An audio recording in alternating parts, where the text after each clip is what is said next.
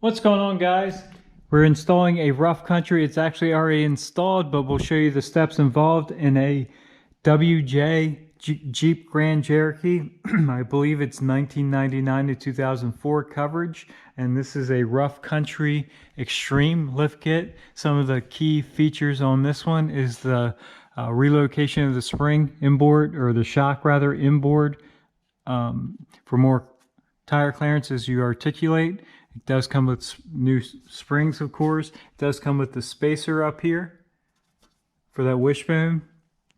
That's kind of the key features in the back. It does have the drop-down spacers for the cross member, adjustable lower control arms up front, and also an adjustable track bar.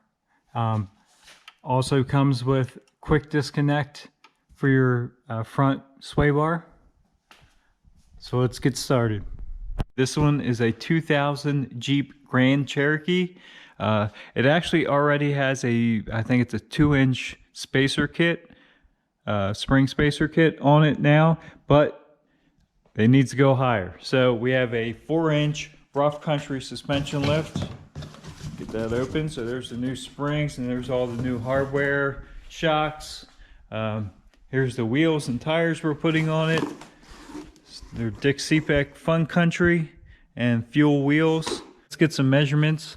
So we're going to go right through the center of the wheel, straight up, and it looks like we are, it's kind of hard to get a good point, but I'm going to call that 33 7/8 to the bottom of the wheel opening here in the back. And up front, again, we'll go right through the center of the wheel, and might as well call that 33 inches. So that's a good baseline to go off of. Again, this Jeep already had a 2-inch block kit, or spring spacer kit rather. But I just happen to have another Jeep. It's a 2003 Jeep Grand Cherokee Limited V8, the same thing. It's just a little bit newer and it's completely stock. So we'll run out there and get some measurements off of it fast too. So we'll have this one from a 2-inch to a 4-inch, and then a stock one from no lift, and then we can get measurements off this for the 4-inch. I'm gonna call that 31 7/8. And on the front, we are 30, I guess we'll call that 31 3/4, 31 7/8, somewhere around there. So that gives us some nice baseline to go off of. Let's get the lift on this Jeep and we'll take some more measurements. Here is the whole suspension kit laid out here. So we have lower control arms for the front, brackets, hardware kits, more brackets, of course the springs, instructions, here's the shocks, and we are going to replace the coil spring isolators when we do this kit also. So we have 4 of those. They did opt for the quick disconnect sway bar links, and I believe these are for the front. I'm pretty sure the front, but we'll figure that out.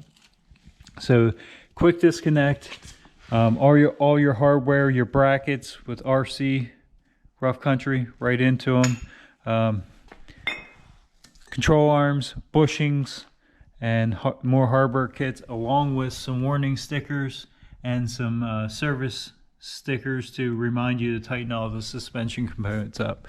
So we'll get started on this. We'll take a look at the directions and just kind of follow them right through. Let's get them out and go from there. First couple steps is to remove the sway bar links. So it's a 15 and 18 millimeter socket. We'll move the lower links. We'll go ahead and pop the top off because we're replacing the whole link. So 15 and 18 millimeter, and then remove the shocks with a 15 millimeter. So right here, there's nuts on the bottom, and then we'll have to go up top, and under the hood there's a stud that sticks through, so we'll have to remove that. We'll get the factory, not factory, these are aftermarket anyway, but we'll get the shocks out of there. sway bar off, and then we are actually going to remove the factory lower control arm at this time too, and that is a 21 millimeter wrench and socket. So, all right, we have our sway bar end legs disconnected, of course, and again we came under the hood here and took our top shock mount loose on both sides, one there and one there. You can see that or not? There it is. So we'll keep going underneath now. All right, we got our shocks removed and obviously our lower control arms removed. Now we can prep our new lower control arms. You have to screw the heim joint end into the bar on both of them, and they are adjustable, so they need to be adjusted at least roughly at this time. So from center of this hole to center of that hole, it needs to be 16 inches. As you can see, I still need to adjust that one. We'll get those adjusted. These U brackets go on as you slip them into the vehicle. Let's see right here. So they go on there. And also we need to put our bushings in the ends of these bars. So we're going to put our bushings in, grease them, and then put our grease fittings in. We'll grease them as we put them together, put the grease fittings in, and once they're installed, then we can actually grease them. Got our lower control arms all bolted on there. We left everything loose for now, but again, it's not real clear on which way to put some of this stuff, but to me, it makes sense to have that grease fitting up high, so if you're running over something, it doesn't get caught on it. And this U-shaped bracket, if you had the grease fitting down there, you would have to twist that up higher because it does hit. So it's nice and easy to get the grease fitting on there, and we did go ahead and grease them, by the way. We also went ahead and put these grease fittings in, and again, I kind of angled them out so they're not sticking straight down, and you can get to them nice and easy. If you put them up, it would be a real pain to get to them because of this bracket. So we have those on there. Everything's looking good so far. Next step is remove the factory bump stops. These are kind of a pain, and these aren't terrible shape. A lot of them will completely deteriorate and actually kind of fall out. But the easiest way to do it, and these are a little tricky, is take your pry bar and slide it up inside there and just kind of pry down. They just have little notches. They're like urethane rubber, and they just pop out of there. Once you get them out, there's 2 bolts inside you need to remove, and we need to put a spacer in there. Once we have them out, we're going to remove the factory track bar. So it's 18 millimeter socket and nut here, and I believe it's 15 millimeter on this side. We'll get rid of that factory track bar. This is unnecessary, but the customer bought some brand new spring isolators. They have a little locating pin on them, so they'll go on there. One, yep, that's upside down. One on that side, of course, one on this side. Just line these pins up, and that positions your coil in the right spot. They did also get upper isolators, which are right here. They just kind of float on there. There's no orientation on those. So here is the front springs, the new compared to the old. As you can see, they're a little slightly bigger diameter and they're longer. So that'll definitely make a bigger lift. Here's the spacer kit we took out. It was just a 2-inch spacer. These upper isolators just simply push and pop right on there. We're good to go there. These bottom, like I said, there is a orientation. There's a tab there. There's a hole in the rear, and they just kind of pop down on there. It'll take 2 hands to do it, but we have our track bar loosened up at the bottom. We still have to finish the top, and then we'll get that out of there and keep moving along. Next, we're going to install the bump stop drop brackets for the front, and it's pretty much use the factory cup, use the bracket they supply, and the 2 longer bolts, 2 per side, so 4 longer bolts, and 1 bracket per side, of course. So you just bolt this up in the exact same spot where this original cup came from and tighten it up. There's the bump stop installed with the spacer and the bolts. Now we just reinstall our factory urethane rubber, whatever it is. Some WD-40 on it will make it pop in a little easier. We'll pop them back in both sides. Now it's time to put the coil springs in, the new 4-inch lift coils. There is a stop on these new, on the old, but on the new also, the isolator, there is a little stop. So you want to rotate the spring end till it hits that. We'll spray a little WD-40 to get that spring to pop down over the isolator a little easier. And then it says to use a spring compressor, but if you have everything unhooked, you should be able to pull down on that axle with a pry bar and just pop that spring right into place. So we'll see if we can get that to pop. Got the spring seated in there nicely. Like I said, with the weight off, you can just kind of pry down on that and get them to pop in nice and easy. So next, we're gonna go with the shocks, the front shocks. You could do this in different orders, but this is the order of the direction, so we're just gonna kind of keep going with that. So grab a front shock. We have our hardware here for the shock. We're gonna put a washer on. We'll put our rubber spacer. And then the rest of this stuff goes on from up top, but we can get our shock slid in there and get these bolts in, get the bottom buttoned up. Got our new shocks mounted on there, tightened up at the bottom. Like I said, when we drop it down, we'll put the rest of the hardware on and button the top up. So we got our lower control arms on, our shocks, our springs, our bump stop extensions.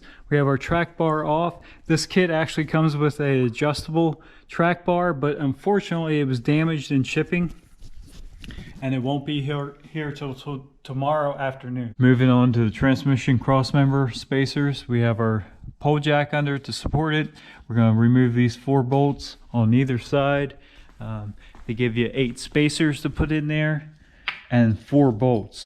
We have our spacers installed there, and again we're going to use these 2 new longer bolts on the outside, and as you can see the 4 bolts we took out, 2 are longer, so we're going to use the 2 longer of those on either side on the inboard side here. We're all tightened up, all looking good there. We got a transmission crossmember dropped down a little bit. So we're still waiting on our track bar, but I think we're going to jump back on the front end and just finish up the last couple things. It's pretty much the sway bar end links and the quick disconnect brackets. And then pretty much we're waiting on that track bar for the front, so we'll move to the back and get started there. First step on the sway bar quick disconnect is they give you a pin. It's right on one end, slide a washer on, and there's a crush sleeve here. So we'll put the crush sleeve up in there, slide the pin through, and then we have a nut, a nylock nut that goes on this side. So we can get that started. Here we go. And then we're gonna hold, put a screwdriver through there and hold that, and then tighten that up, nut up, get that all snugged up. We have the end itself. We have a jam nut that goes on there, and then we have a rod end. So we'll run all these together, and you're supposed to adjust the sway bar to a length of 11¼ inch from top to bottom. Once you have the end links bolted on there securely, you're actually going to remove the stock bolt, this one right here, right in front of the spring on both sides. And we're going to install this bracket kind of at a backward angle. You can see if we put it straight down, it's going to interfere with that end link. So if we put it slanted back towards the spring a little bit, it'll clear. And as you can see, when the sway bar is not in use, so you're disconnected, you put it into this bracket and slide your pin through it, and that keeps your sway bar secure up from falling down and binding up with the suspension. But to hook it up, you pull that pin, pull the sway bar end link off on both sides. We already have the other side disconnected. You're going to pivot this down and slip this back onto the pin on the housing, and then put your locking pin in there, and you're good to go to drive again. Moving on to the back, of course we have the rear supported. We're going to remove both back shocks, disconnect the sway bar up by the body, and also once that's done, we'll be able to lower the rear down, pull the springs out, and also disconnect, take these 3 bolts out from this wishbone connector, and we need to put a spacer in there, so we need to take those 3 bolts out and allow that to relax up. All right, we got everything disassembled. We got our drop down bracket for the sway bar installed. In the center here, we're actually putting a new upper A-arm or control arm, whatever you want to call it. So we just took that off. We put a new mount here too, but there is a spacer that needs to be installed with 3 new bolts. All right, we got our back pretty much finished up here. We're just waiting on new isolators, top and bottom, spring isolators. We have our shocks hanging. We can't hook any of this up yet because we have to pull this axle down to get that spring in. We have our spacer in the middle here, this wishbone. We did do new control arms, so this new upper wishbone is new. The new lower control arms are in. We got our new isolators installed on the vehicle. They came in, so we got them installed. Top one and the bottom, both new on both sides. So actually we have new isolators up front too, so we have new isolators all the way around on this vehicle. With the bump stop removed and that side jacked up, allows this side to relax, and I think I can squeeze my spring in there without a spring compressor. So let's go ahead and give it a shot. So that appears it's going to work pretty good. I did lube up the isolator a little bit with some WD, and you do want to index the end of the spring in the pocket. Other than that, with a couple quick shoves, it pops right in place. So we'll just make sure our spring end is definitely rotated right, and we'll allow that to come down, and we'll do the same thing with the other side. Same way with this side, we jack that side up, and of course we took the bump stop back off and the spring slipped right in there. Again, just make sure you have that rotated and indexed properly. We'll let that back down, put our bump stops back up, and then we'll keep moving on. With both springs seated in place, now we can actually jack the housing up. We'll reconnect our sway bar on either side, and then we'll go ahead and connect our shocks too. This has a shock relocation kit to inboard. Normally the shock would sit there. We're gonna end up putting it over here. We got one side all mounted back up, sway bar's tightened up, shock is on. Here's the bracket and the spacer, and we'll show you how to do this side.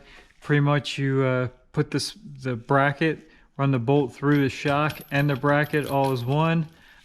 The spacer goes in between to take up, so it's a crush sleeve, so that actually goes in here along with that tab on the bracket. So all that goes together and looks like that when you're done. It's got a welded on nut, so you just tighten the bolt up, and that makes a secure mount, which offsets the shock inside, like I said, for more tire clearance. Up front, we still have to connect the panhard bar here, or track bar, whatever you want to call it. Once it's down, then we can center the rear up in the truck and adjust that track bar so that the rear is centered. And then you want to do that at ride height though. So let's go ahead and put the rear tires on, get this thing lowered down. All right, all 4 wheels are back on. Let's lower this thing down and see what the new ride height is going to be. Still going, still going. Right about there. It's sitting under its own weight there. So there is the new ride height with the 4-inch rough country lift kit installed. It's definitely much higher than it was. We'll let that settle down for a couple of minutes and get a tape measure on it and see how much difference it actually made. On the ground for a little bit now. It should have settled. It'll settle in a little bit more as you drive it, but for right now it should have settled as much as it's initially going to settle. So let's get our tape measure. We'll go right through the center of the wheel, and I forget what it was in the front before, but we're going to call that 37 5/8 now. Keep in mind we did put bigger tires on, so that's going to change it a little bit also. Again, right through the center of the wheel. In the back, we are dead on 38. So I'll have to get those, I'll post those measurements in there when I rewatch this footage. But 38, and I think this was 37 5/8. I did snug up all the suspension components while it had weight on the ground. So now we'll put it back up on the lift and just go over everything, make sure all the nuts and bolts are tight that need to be tight. The only other thing I have to do, as you can see from that tire and that tire, this side over here is definitely sticking out a little further, so we do need to adjust the track bar.